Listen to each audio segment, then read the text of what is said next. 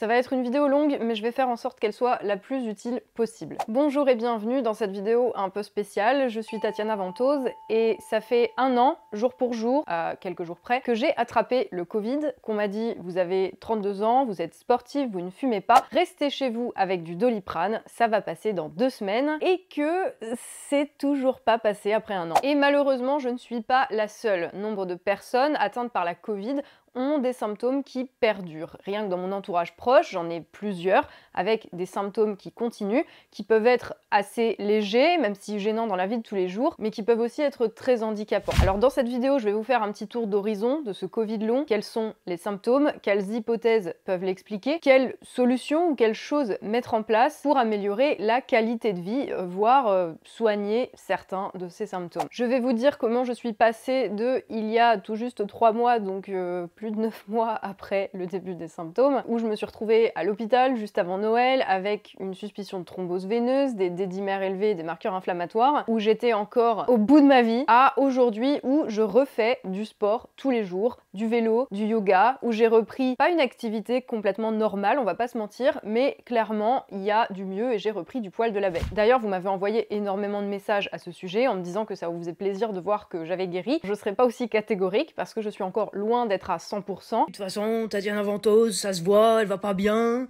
elle est bourrée de cachetons. Moi j'ai envie de lui dire, Tatiana, repose-toi. La récupération d'ailleurs avec ce Covid long n'est pas linéaire, ça dure tellement longtemps et les symptômes ont été très violents pour moi, donc forcément on peut pas tout régler d'un coup de baguette magique d'une nuit sur l'autre, mais c'est clair qu'il y a beaucoup de mieux et je pense que j'ai des choses et des conseils à transmettre aux malades atteints du Covid long. Vous avez d'ailleurs été nombreux à m'écrire aussi parce que dans une précédente vidéo je mentionne que je suis allée à Bruxelles chercher un traitement et je vais vous en parler aussi de ce traitement parce qu'il m'a beaucoup aidé, même si bien sûr il n'y a pas de remède miracle. Tout ce que je vais vous dire là, c'est la synthèse de mes recherches depuis un an, des lectures scientifiques, des discussions que j'ai eues avec des professionnels de santé avec qui j'ai parlé, des rapports de professionnels de santé qui étudient le Covid long que j'ai lu, et bien sûr des échanges avec les autres personnes atteintes du Covid long avec qui j'ai pu échanger sur les réseaux sociaux, sur les groupes de Covid long dont je fais partie, et bien sûr aussi des conclusions empiriques de ma propre expérience. Depuis un an, j'ai eu le temps d'en essayer des trucs. Cette vidéo, je tenais à la faire parce que je sais, pour l'avoir vécu, ce que ça fait de te retrouver avec une maladie, de pas comprendre ce qui t'arrive, de te retrouver face à des gens ou des médecins qui te disent que t'as rien, que t'es fou ou que tu mens, parce qu'ils ne comprennent pas. Donc ils préfèrent se dire que c'est toi le problème, même si, et heureusement, j'ai un généraliste en or massif et que j'ai pu trouver des spécialistes qui n'étaient pas des connards via les réseaux de Covid long, bien sûr. Mais je sais ce que ça fait de pas comprendre ce que t'as, d'avoir des symptômes qui s'en vont, qui reviennent, de te demander si tu vas guérir un jour, de te traîner au bout de ta vie de semaine en semaine en te demandant si tel truc dont t'as entendu parler va enfin faire effet, si un jour ces symptômes vont arrêter de revenir, d'être face à des institutions qui ne reconnaissent pas la maladie. Ce que j'ai à vous dire, c'est que même face au déni et à l'incrédulité de la part des gens qui sont supposés vous aider, vous pouvez vous en sortir. Vous n'êtes pas seul, il y a des gens qui sont là, qui font le taf et qui sont là aussi pour vous aider. Et je sais que dans le marasme ambiant, c'est d'autant plus difficile, mais on peut le faire.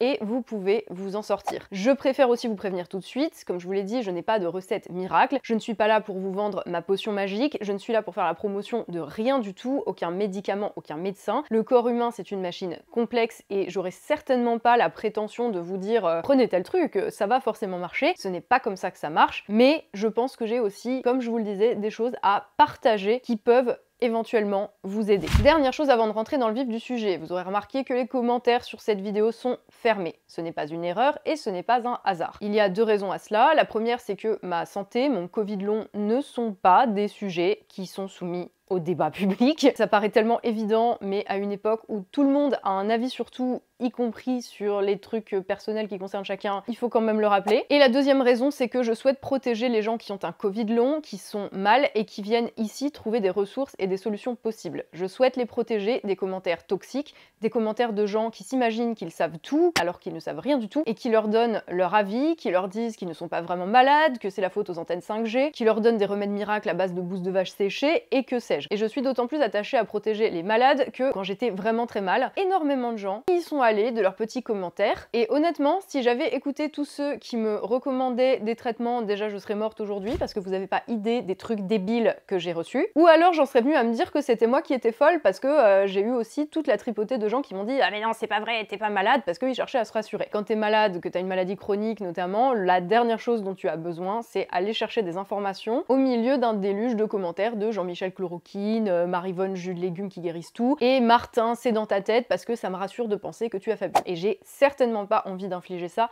à des gens qui sont dans l'état où j'étais il y a encore 2-3 mois. Ça aide pas à guérir, au contraire. La santé des gens, ça les regarde. J'espère que vous comprendrez. Si ce sujet de vidéo ne vous intéresse pas, ben bien sûr, on se voit dans la prochaine pour une vidéo plus normale. Quant aux autres, à nouveau, bienvenue.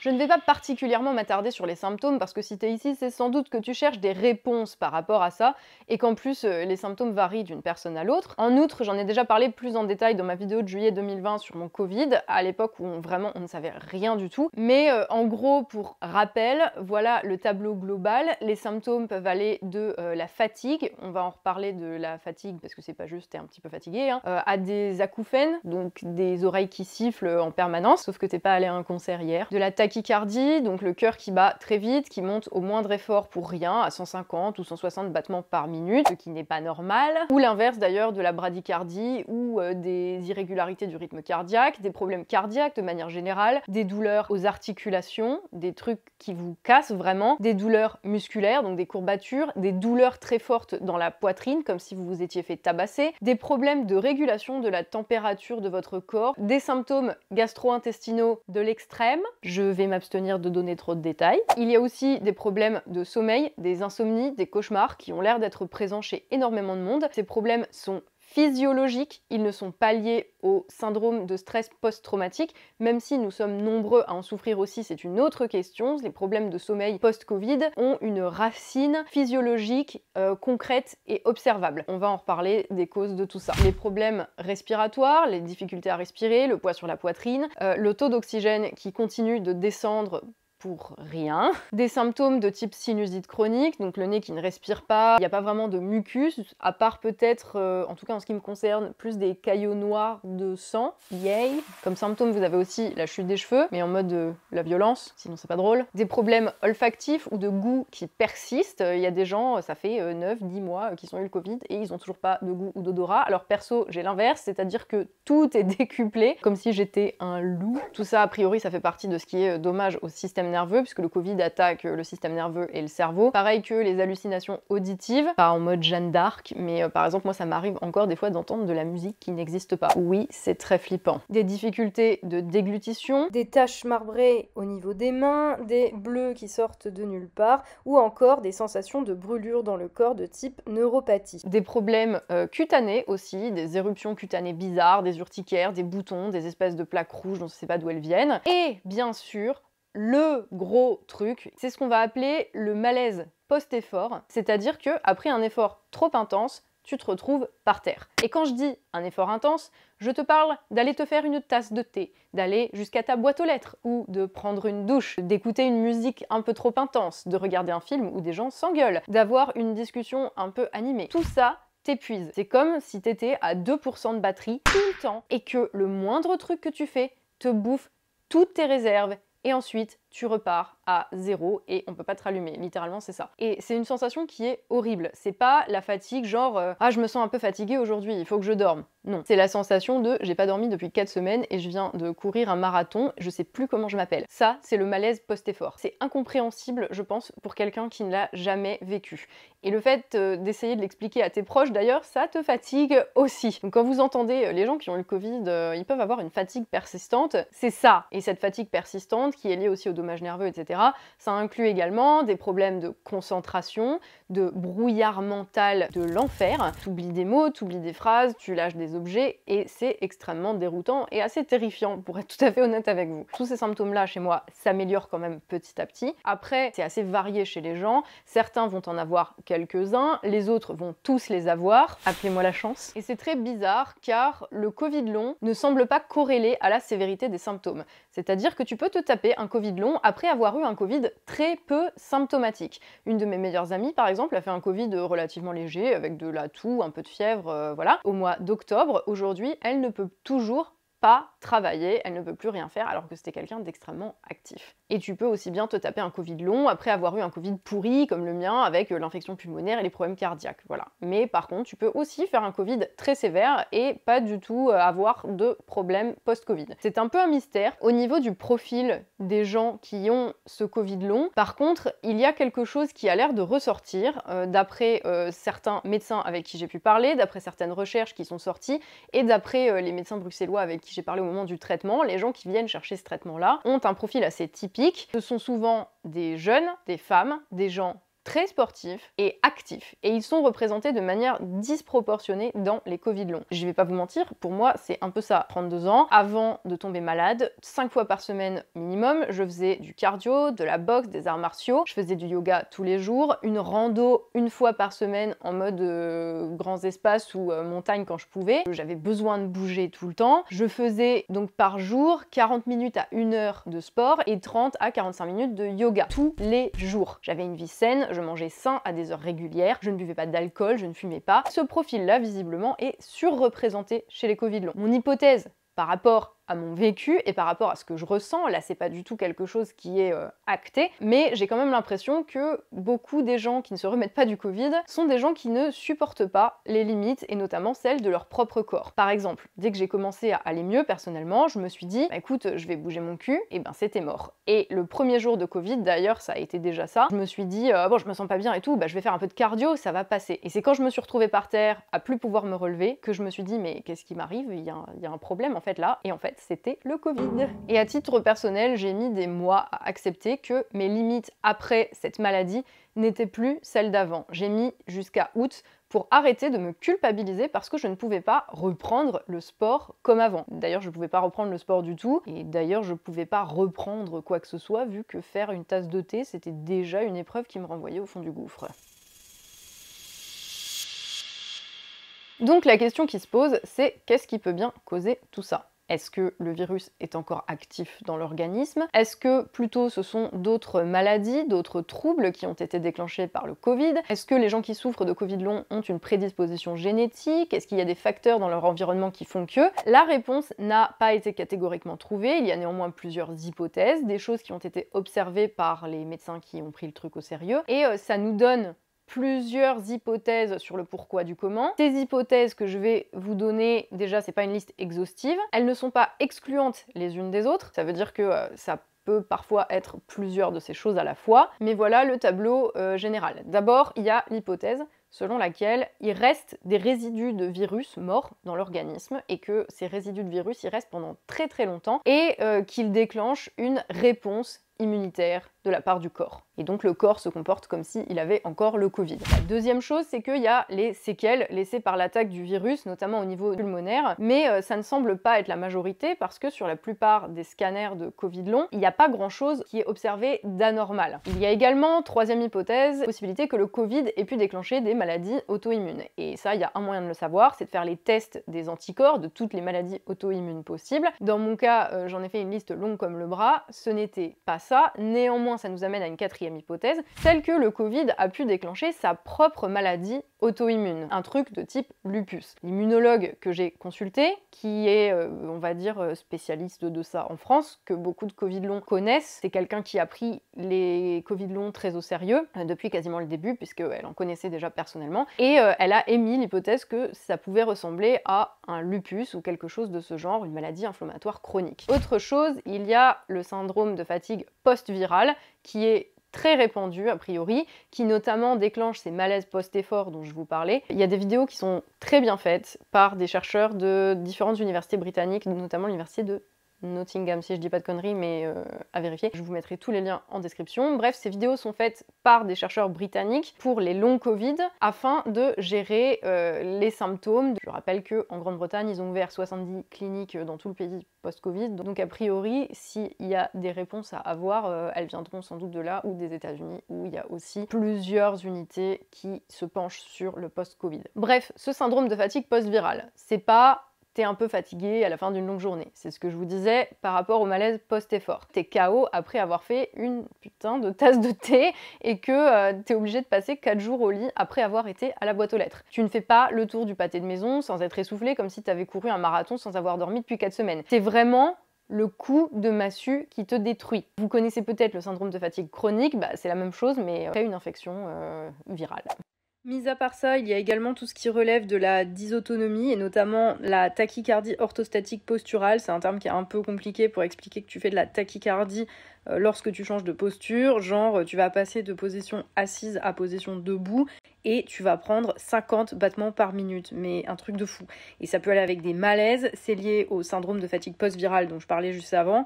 De toute façon, globalement, les symptômes du post-Covid, ils semblent tous tourner autour de la dysautonomie, c'est-à-dire un dérèglement général du système nerveux autonome suite à l'attaque du virus. Encore une fois, tous les trucs dont je vous parle peuvent être concomitants, ils peuvent arriver en même temps, ce qui complique bien sûr encore le diagnostic. Tout ce que je vous dis ici, c'est du résumé, mais c'est ce qui semble ressortir à la fois chez les patients et de ce qu'en disent les chercheurs qui font des recherches là-dessus. C'est pas exhaustif, mais rappelez-vous que je vous donne ces pistes pour qu'après vous puissiez aussi aller faire vos recherches et parler avec les professionnels qui vous suivent. Il y a aussi autre chose, c'est l'inflammation multisystémique. Vous le savez, le Covid peut déclencher des syndromes inflammatoires. Vous l'avez sans doute vu dans la presse, chez des enfants, il déclenche un syndrome inflammatoire généralisé. Je ne sais plus le nom du syndrome en question. C'est un syndrome inflammatoire multisystémique. Vous avez peut-être aussi lu dans la presse que chez des patients jeunes et en bonne santé, les patients pouvaient mourir non pas d'une défaillance du système immunitaire ou des organes, mais de choc cytokinique. Et en fait, l'idée c'est que le système immunitaire de la personne est presque trop performant, il rencontre le virus et il va littéralement péter un câble et se retourner contre le corps. Cette réaction immunitaire trop forte, elle va déclencher des inflammations beaucoup plus fortes que ce qu'elle devrait dans le but de dégager ce virus que le corps ne connaît pas. Dans le cas du post-Covid, en gros, votre corps a tellement pété un câble, il s'est tellement enflammé qu'il n'arrive plus à se calmer. Et ensuite, ça persiste des mois et des mois et des mois. Et le moindre truc va faire que votre corps va se dire attention, alerte, c'est pareil qu'avant et on redéclenche une réponse immunitaire qui n'en finit pas. Et pour moi, personnellement, en plus de la fatigue post-virale, il y avait clairement cette inflammation généralisée. Que ça soit au niveau des muscles, au niveau du système nerveux, d'où les maux de tête funky du Covid, les problèmes de sommeil, d'odorat, de vision, des acouphènes, etc. D'où les connexions qui ne se faisaient pas dans le cerveau et qui créaient des bugs au niveau cognitif. D'où aussi toutes ces sensations de brûlure. En fait, tout ça, c'est des douleurs qui sont nerveuses. Je déconne pas, toute cette sensation que mon corps était en train de brûler. C'est un truc, j'ai pas pu m'allonger pendant 2 mois parce que ça donnait à mon corps l'impression qu'il était en train de brûler vif. Oui, pour répondre à vos questions, ça va quand même vachement mieux. J'attends le premier qui va faire une blague sur les hallucinations auditives et la sensation d'avoir le corps qui brûle. Au secours! L'inflammation donc peut aussi s'attaquer aux voies respiratoires, d'où les difficultés à respirer, les symptômes de sinusite, tout ce qui est de la constriction en fait des vaisseaux à l'intérieur, d'où l'inflammation cardiaque, c'est fun l'inflammation cardiaque, et d'où l'inflammation en ce qui me concerne par exemple de la thyroïde. Attention, je ne dis pas que tout ça c'est ce qui arrive à tout le monde, mais chez moi il y avait tout ça. Et ces inflammations, elles sont observables, alors pas en faisant des scanners, mais l'immunologue dont je parlais tout à l'heure, elle a a priori observé en biopsie des inflammations à la fois des nerfs et des vaisseaux sanguins chez tous les Covid longs à qui elle a fait faire une biopsie, mais que la plupart des médecins pour le coup ne font pas faire. On fait souvent des scans, des IRM, des machins, mais pas de biopsie. Voilà. Cette inflammation, elle peut s'exprimer de plein de manières différentes, que ça soit par des syndromes d'hyperventilation, des maladies type maladie de Crohn, donc inflammation chronique des intestins, des inflammations de la peau comme de l'eczéma. Ça peut réactiver des virus comme celui de la varicelle. Une amie à moi par exemple a fait un zona post-Covid. Ça peut déclencher des inflammations d'à peu près tous les organes en fait.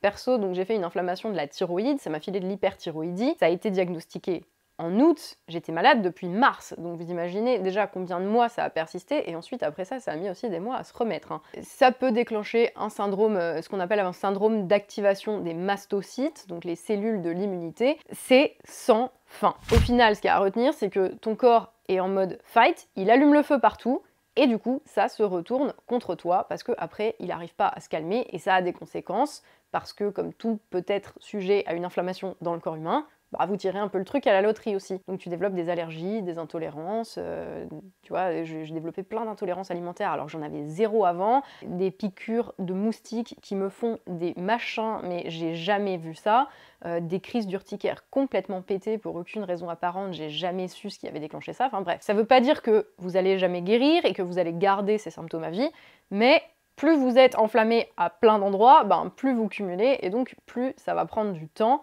et plus ça va être dur de calmer tout ça et de faire en sorte que tous ces déséquilibres, en gros tout votre corps qui est parti en vrille, bah, ça devienne un peu plus apaisé physiquement. Mais c'est possible. Et je vous dis ça alors qu'au niveau inflammation, j'ai un peu tiré le gros lot. Le corps est en mode réaction violente parce qu'il pense que tout est une agression, comme le Covid en a été une, d'une violence extrême. C'est pas le stress post-traumatique, même s'il y a ça aussi, mais c'est physiologique. Cette inflammation, elle se vérifie aux examens, à l'électroencéphalogramme, aux biopsies. La bonne nouvelle, c'est que c'est possible de calmer ça.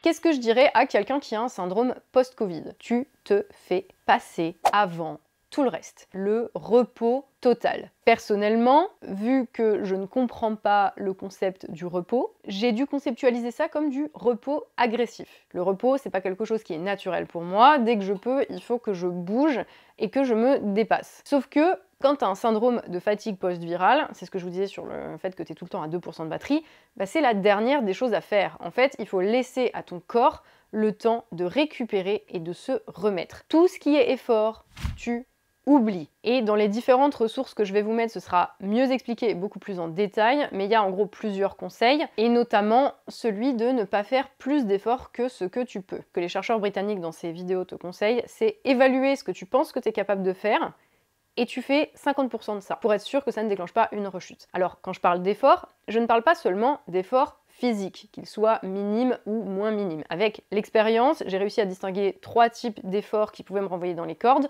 Le premier, c'est l'effort physique, évidemment. Celui-là, j'ai même pas besoin de le décrire. Tout le monde voit à quoi ça correspond, en faire trop. Le deuxième, c'est l'effort intellectuel. Lire, regarder un film, analyser l'actu ou écrire une vidéo, aller au boulot, même si tu es assis et que tu as juste des données à analyser, c'est un effort intellectuel. Jusqu'au mois d'août, je ne pouvais pas lire. Et le troisième effort, c'est ce que j'appellerais l'effort de stress. Ça va être des stimuli cognitifs qui vont te pomper de l'énergie. Ça peut être une discussion un peu animée avec quelqu'un. Ça peut être d'être sur les réseaux sociaux parce que ça t'envoie un certain nombre de signaux auxquels ton cerveau répond et du coup ça te bouffe de l'énergie. En bref, tout ce qui te pompe de l'énergie. Et même des trucs du quotidien où tu te dis, bah c'est pas un effort là, je bouge pas. Ben en fait, si, ça va pomper sur la toute petite réserve que t'as, sur le peu de batterie que t'as, et ça va te casser en deux. Vraiment, je n'insisterai jamais assez là-dessus. Le plus important, limite le seul truc important à retenir, c'est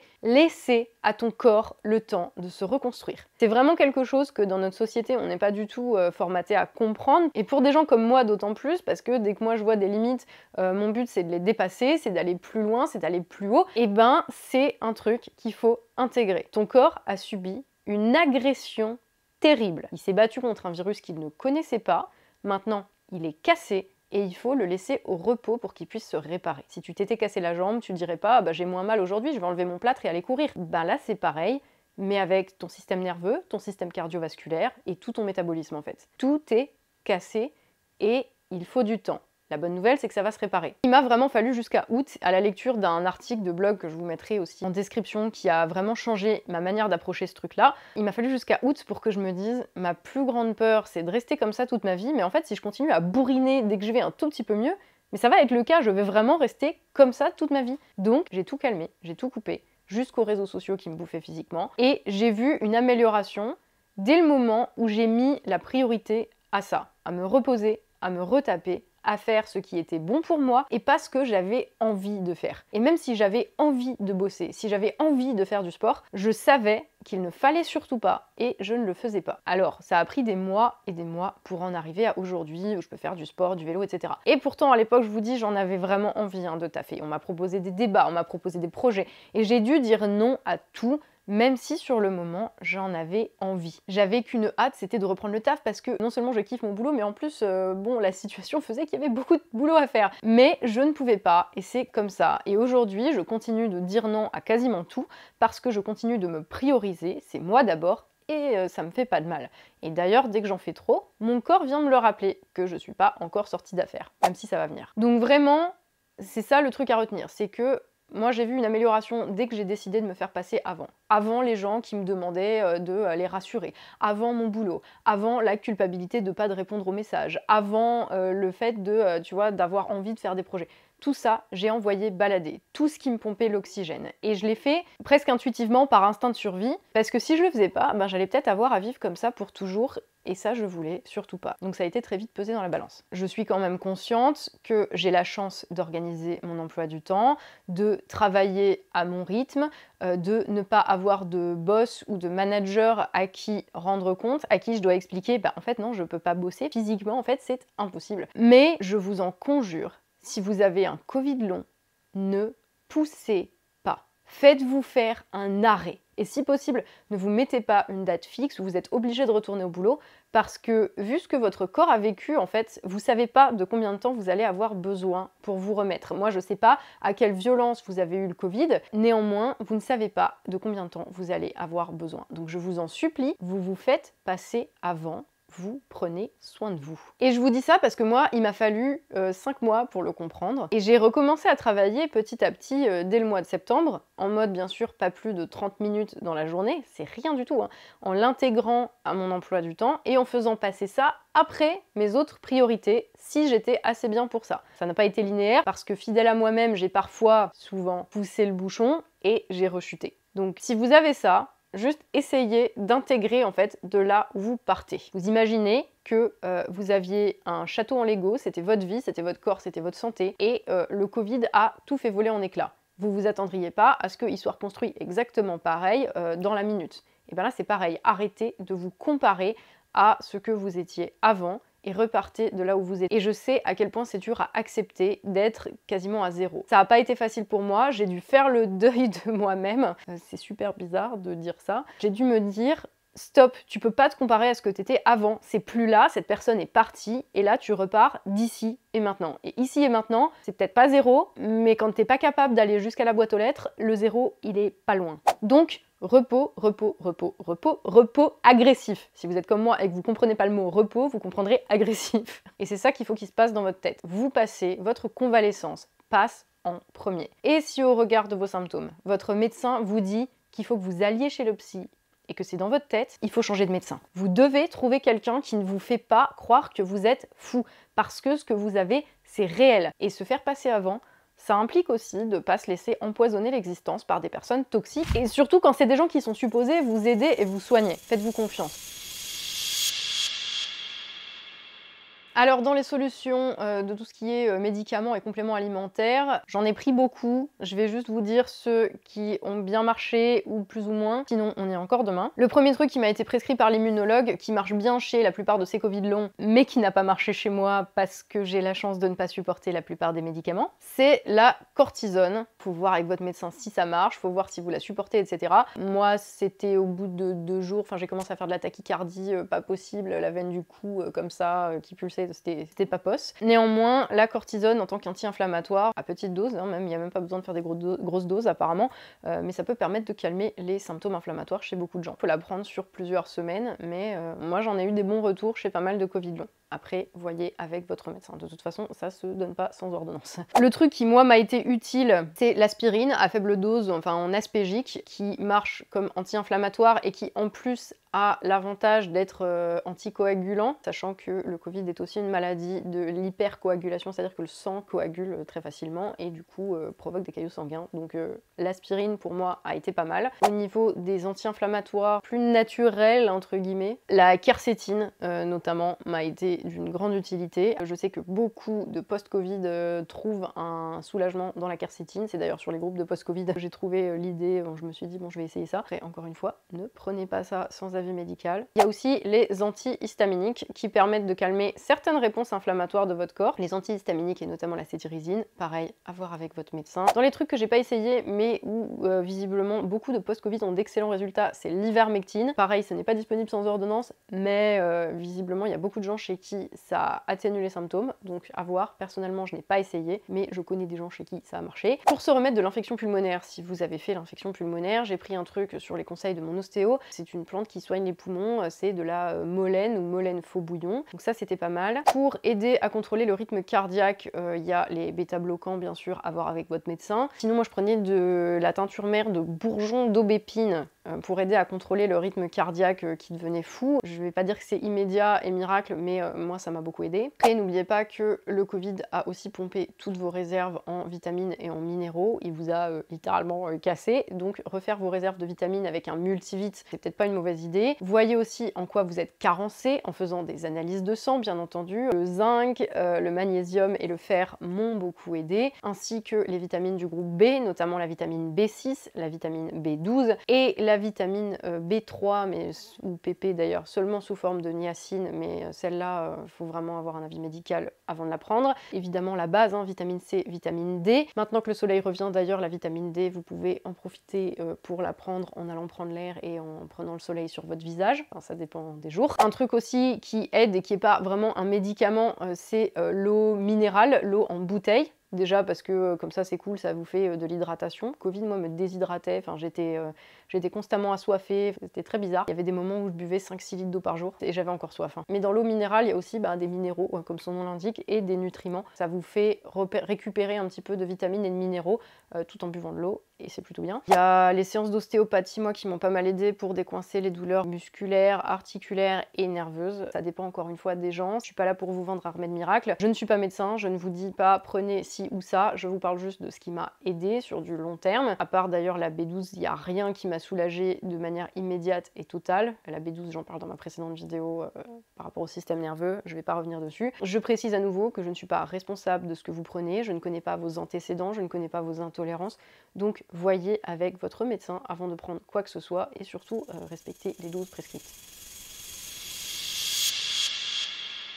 On en vient au gros traitement sur lequel beaucoup d'entre vous m'ont envoyé des questions parce que je mentionnais donc le fait que j'étais allée à Bruxelles pour un traitement il y a quelques semaines au mois de janvier. C'est un traitement qui fonctionne par neurostimulation du nerf vague. En gros, on va te stimuler un nerf, celui qui va de ton cerveau jusqu'à tes intestins, qui s'appelle le nerf vague et qui est un nerf qui est central au système nerveux parasympathique, on l'appelle aussi le nerf pneumogastrique. Il agit sur le rythme cardiaque, sur le système digestif, sur la thyroïde, sur l'immunité.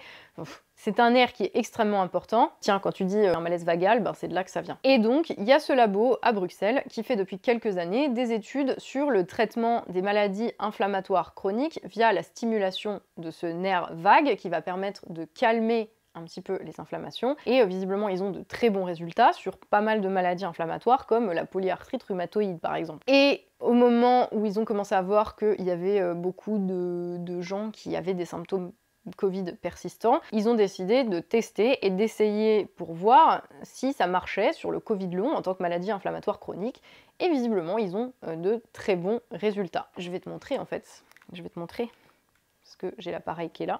Comment ça marche? On va te mettre un courant électrique en te le branchant au niveau du tragus de l'oreille. T'inquiète pas, c'est pas du 220 volts. Et on va te faire ça 45 minutes par jour pendant plusieurs semaines. Et chez moi, il y a eu une rémission de beaucoup de mes symptômes qui a été assez fulgurante et j'ai vraiment senti un mieux.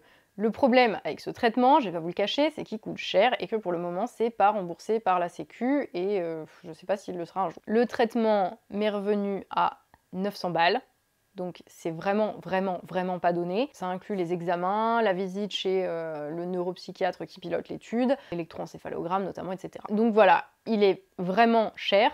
Mais je vais vous dire personnellement, au point où j'en étais, après presque un an, où rien ne marchait, ou que ce soit les compléments alimentaires, les examens dans des hôpitaux privés pour pouvoir avoir des rendez-vous avant 6 mois, les visites chez les cardiologues qui te font même pas les examens que ton médecin a demandé, même aller voir un naturopathe, c'était pas concluant. Au point où j'en étais, et vu les retours que j'avais de ce traitement par neurostimulation, je me suis dit, au point où j'en suis, je le tente, et vraiment, j'ai vu du mieux. Encore une fois, ça n'a pas été linéaire, ça n'a pas été miraculeux, mais clairement, ça a joué assez fondamentalement. Je suis pas là pour vous le vendre, j'ai pas d'action chez eux, j'ai pas de partenariat avec eux, mais voilà, il y a un truc qui, moi, m'a aidé, donc comme pour les compléments alimentaires ou les médocs, je vous en parle.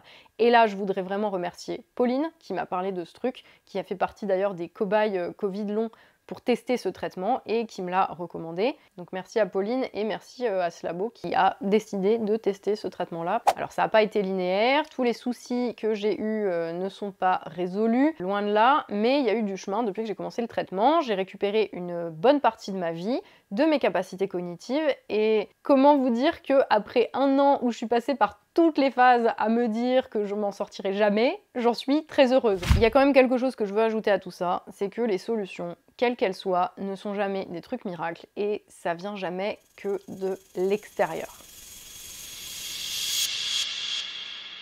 Ton état physique vient aussi de ton état d'esprit et de ce que tu projettes. Ça va paraître gnangnan et cuculapraline si vous voulez, mais je pense que ton état d'esprit joue à mort sur ton état de santé. Je ne dirai jamais que les médicaments ne servent à rien. Heureusement qu'ils existent. Mais je pense aussi qu'au-delà du traitement symptomatique, via médicaments, compléments alimentaires, il y a un travail à faire sur toi, et surtout dans le cas de maladies chroniques qui sont complexes, qui impliquent tout ton métabolisme, et je m'explique avant qu'on vienne gueuler. Ton corps, c'est un système qui a une mécanique bien rodée, et qu'une attaque virale ou bactérienne, par exemple, ou un traumatisme, ça peut venir tout foutre en l'air. Et donc, il faut que tu retrouves une forme d'équilibre.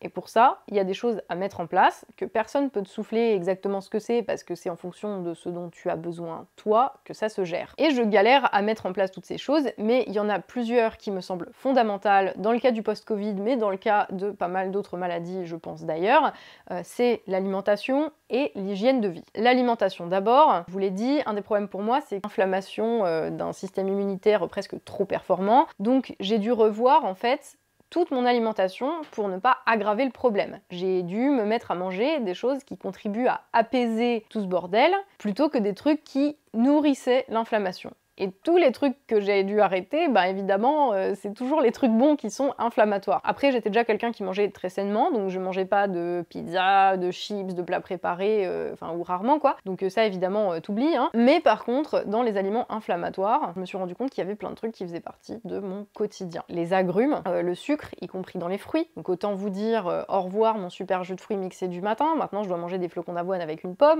super. La farine blanche, donc le pain et les pâtes, c'est au revoir. Le fromage, bien sûr, je n'en parle pas, enfin le fromage de vache. Café, le thé, le café, je ne bois plus de café depuis le mois d'août. Mais aussi, et plus étonnamment, des trucs qu'on pourrait se dire oh, c'est sain, mais genre les épinards, les avocats, les noix, tout ce qui est à base ou contient du soja. Bref, tout ça, mon corps ne le supportait pas et me le faisait savoir de manière assez violente. C'est super. Bon, je vais pas vous faire tout le détail de la diète anti-inflammatoire, hein, vous tapez ça sur Google. C'est assez restrictif et d'ailleurs c'est pour ça que j'ai mis beaucoup de temps avant de réussir à m'y résoudre. Parce que je me disais, le Covid m'a tout pris, ma santé, etc. Je vais pas en plus m'infliger un régime où je peux rien manger. Mais avec ce régime ultra restrictif, je constate une réelle amélioration. Donc ça ne veut pas dire que je devrais continuer de manger comme ça toute ma vie, j'espère bien que non, mais juste que pour le moment, ben c'est pas forcément bon pour moi, donc j'ai choisi d'écouter ce que me réclamait mon corps et ce dont j'avais besoin, c'était pas forcément ce dont j'avais envie. En ce qui concerne le mode de vie, l'hygiène de vie et tout ça, bien sûr il faut mettre en place un certain nombre de nouvelles règles et de nouvelles structures dans ta vie. Au-delà du fait de boire de l'eau, évidemment, d'aller te coucher et de te lever à la même heure tous les jours, ça a l'air basique mais c'est extrêmement important, j'ai mis en place un certain nombre de nouvelles règles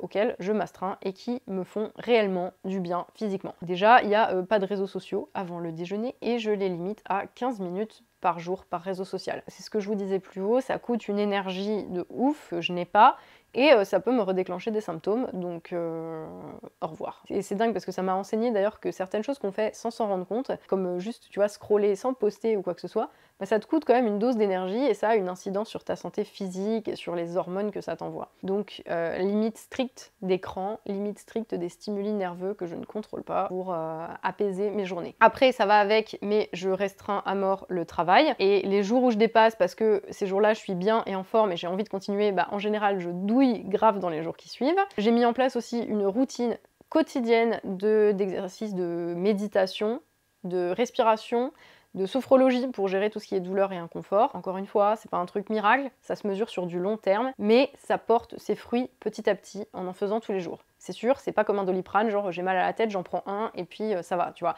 La méditation, c'est un truc sur du temps long, ça demande de la régularité, de la persistance, mais ça vaut, en tout cas pour moi, le coup. Et d'ailleurs, ça ne vous coûte rien, il y a plein de tutos sur YouTube, il y a des applis, il y a tout ce que vous voulez, il y a des méditations ciblées pour la guérison, pour les inflammations, pour calmer le système nerveux, de 10 minutes à 1 heure à 8 heures par jour si vous voulez, comme vous voulez, vous n'êtes pas obligé d'être même dans une position particulière, genre en lotus. Non, tu peux être allongé, t'es juste là à prendre du temps pour toi, tu respires comme ils te disent, ça te coûte quoi, 10 minutes dans ta journée, mais ça peut t'emmener très loin. J'avais déjà un peu une pratique de la méditation avant, mais pas à ce point-là, et là j'ai envie de dire j'ai été poussée par la nécessité, et je ne le regrette pas, ça fait depuis le mois d'août que je médite tous les jours, que je sens aussi du mieux. Mais encore une fois, c'est du long terme. Le prochain truc qui va tellement pas vous faire plaisir à entendre, c'est la douche froide. Ça fait plusieurs semaines que je prends une douche froide tous les matins. Oui, parce que moi je suis comme ça, je commence au milieu de l'hiver, mais ça a des vertus anti-inflammatoires et je me sens mieux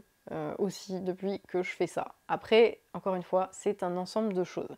Dans les trucs importants, il y a vraiment aussi la reprise du sport. Alors j'y suis allée très doucement. En septembre, j'ai commencé par instaurer une marche quotidienne tous les jours à la même heure, qu'il pleuve, qu'il neige, qu'il vente. Au tout début, j'étais pas capable de quoi que ce soit. Donc si j'arrivais au bout de la rue, c'était déjà un exploit. Il y avait des jours où le seul truc que j'arrivais à faire, c'était mettre le pied dehors, mais je l'avais fait. Et petit à petit, en fait, j'ai pu faire de plus en plus en me ménageant et en étant toujours bien consciente de la règle des 50% dont je vous parlais plus haut. En t'écoutant, en écoutant ce dont tu as besoin, ce dont ton corps a besoin et pas ce dont tu as envie, et ben petit à petit, j'ai réussi à faire de plus en plus. Et le premier jour où j'ai réussi à aller jusqu'à la forêt et que je suis arrivée en haut de la côte, j'étais essoufflée, j'avais le cœur qui battait trop vite, mais je l'avais fait et dans la tête j'avais la musique de Rocky, tu vois. Et le lendemain j'ai eu un gros crash, mais je suis sortie quand même, moins loin, et j'ai recommencé quelques jours plus tard. Je suis consciente que c'est pas facile, je sais aussi que je suis quelqu'un qui a un peu, j'ai un peu la discipline dans le sang, tu vois, j'ai toujours été comme ça. C'est pour te donner une idée du fait que mettre en place une petite structure, même quelque chose de dérisoire, même si le challenge c'est juste mettre le pied dehors et revenir,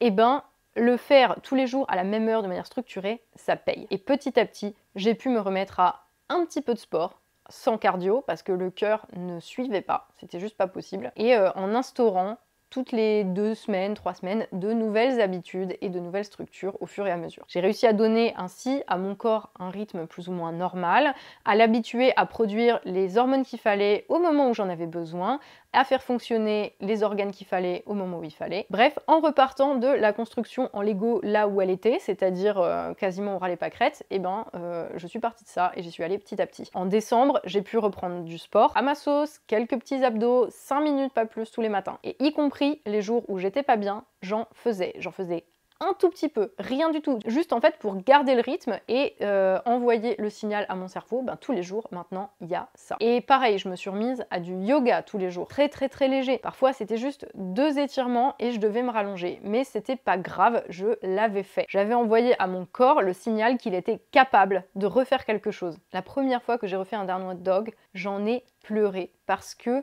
je pensais pas que j'en serais capable à nouveau. Ça m'a envoyé un message positif, tu peux. Et ce que tu pouvais pas hier, bah aujourd'hui, tu peux le faire. Et tous les jours, je peux faire un truc de plus. Alors, je sais pas ce que vous avez, ni comme séquelles, ni comme symptômes. C'est à vous de vous écouter, de savoir, de vous faire confiance. Et pour le coup, ce dont je vous parlais, la méditation, ça aide à s'écouter, à entendre et à savoir quel est votre besoin, de manière à ne pas dépasser vos limites bêtement comme un gros bourrin, si c'était ce que je faisais avant. Et après décembre où j'ai fait mes 5-10 minutes par jour, que j'ai tenu, même les jours où je me suis retrouvée à l'hosto avec mes dédimères élevés juste avant Noël, je l'ai fait.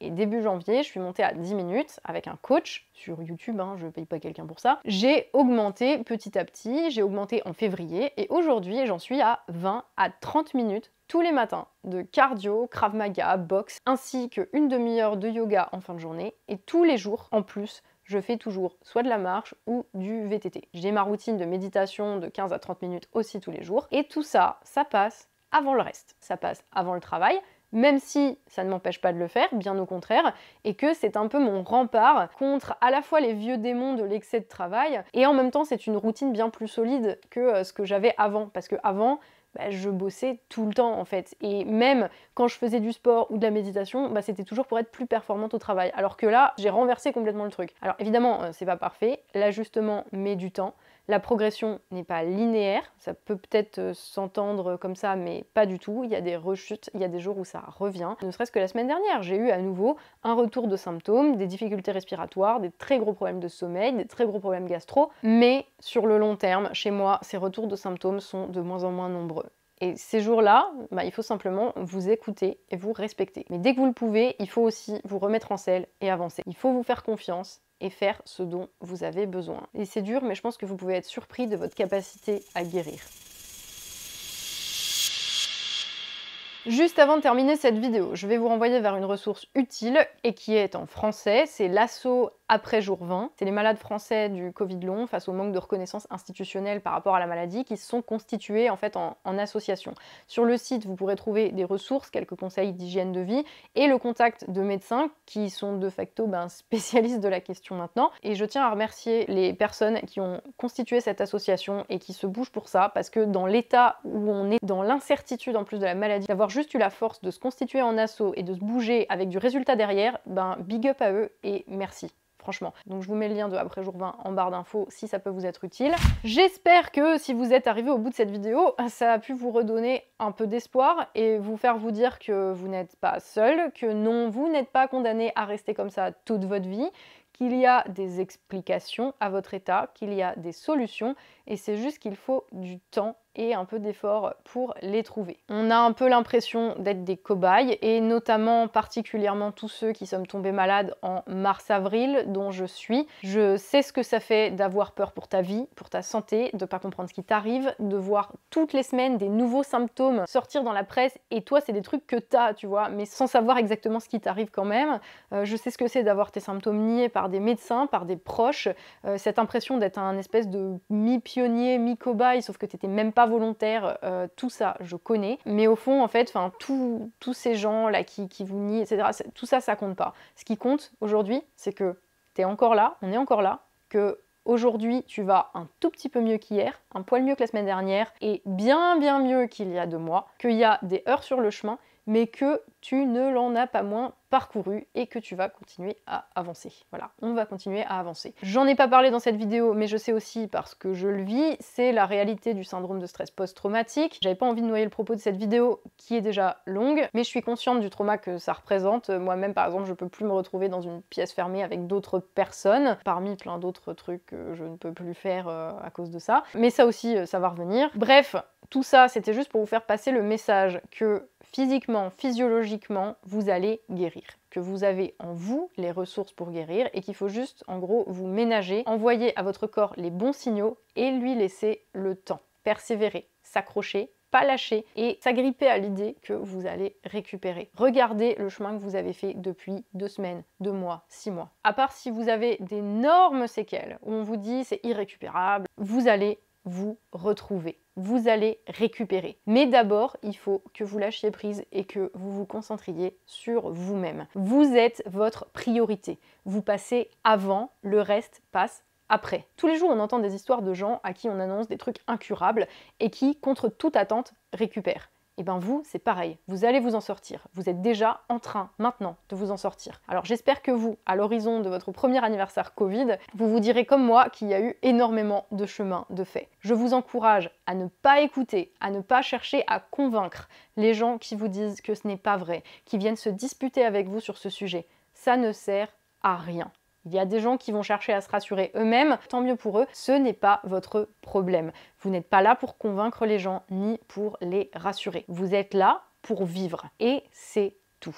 Et c'est déjà pas mal. Dans tous les cas, merci d'avoir suivi cette vidéo. Je vous dis à la prochaine, dans une vidéo normale bien sûr, et d'ici là, comme d'habitude, et plus que jamais, vu les circonstances, prenez soin de vous.